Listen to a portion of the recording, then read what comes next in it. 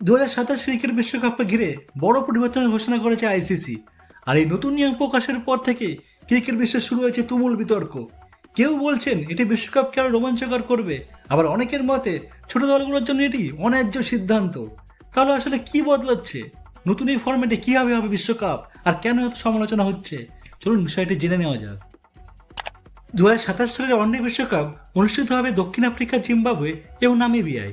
অংশ নেবে মোট 14টি দল। তবে এবার পুরো টুর্নামেন্ট হবে 3টি ধাপে। সবচেয়ে বড় পরিবর্তন এসেছে সুপার সিরিজ নামে নতুন একটি পর্বে। 14টি যোগ্যতা অর্জনকারী দলের মধ্যে র্যাঙ্কিংয়ের সবচেয়ে নিচে 3টি দল প্রথমে সুপার সিরিজ খেলবে। রাউন্ড রবিন পদ্ধতিতে তারা একে অপরের বিপক্ষে খেলবে। আর এই 3 দলের মধ্যে শুধু একটি দল মূল গ্রুপ পর্বে উঠতে পারবে, বাকি 2টি দল বিশ্বকাপ থেকে বিদায় নেবে। এরপর মূল পর্বে থাকবে 12টি দল। তাদের 2টি গ্রুপে ভাগ করা হবে। প্রতিটি গ্রুপে থাকবে 6টি করে দল। গ্রুপ পর্ব শেষে প্রতিটি গ্রুপের সেরা 3টি দল এবং 2 গ্রুপ মিলিয়ে পরের সেরা একটি দল উঠবে নতুন সুপার 7 পর্বে।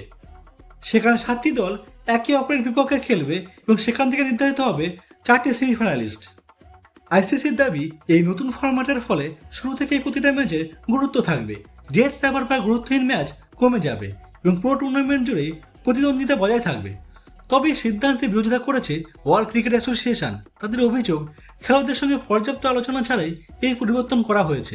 আয়ারল্যান্ড ও নেদারল্যান্ডসের মতন দেশের ক্রিকেটাররাও বলছেন এই নিয়ম অ্যাসোসিয়েট দেশগুলোর সুযোগ আরও কমিয়ে দিতে পারে। বন্ধুরা, নতুন এই ফরম্যাট বিশ্বকাপকে কি আরও উত্তেজনাপূর্ণ করবে, নাকি ছোট দলগুলোর জন্য পথ আরও কঠিন করে তুলবে? তার উত্তর মিলবে 2027 বিশ্বকাপে। আইসিসি বলছে প্রতিটি ম্যাচ হবে গুরুত্বপূর্ণ।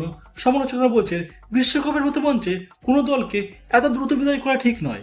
এখন প্রশ্ন আপনাদের কাছে, আইসিসির নতুন বিশ্বকাপ ফরম্যাট কি ক্রিকেটের জন্য ভালো সিদ্ধান্ত, নাকি আগের ফরম্যাটই বেশি ন্যায্য ছিল? কমেন্টে অবশ্যই আপনাদের মতামত জানান। আর ভিডিও ভালো লাগলে লাইক, শেয়ার এবং সাবস্ক্রাইব করতে ভুলবেন না। দেখা হবে পরবর্তী ভিডিওতে। ধন্যবাদ।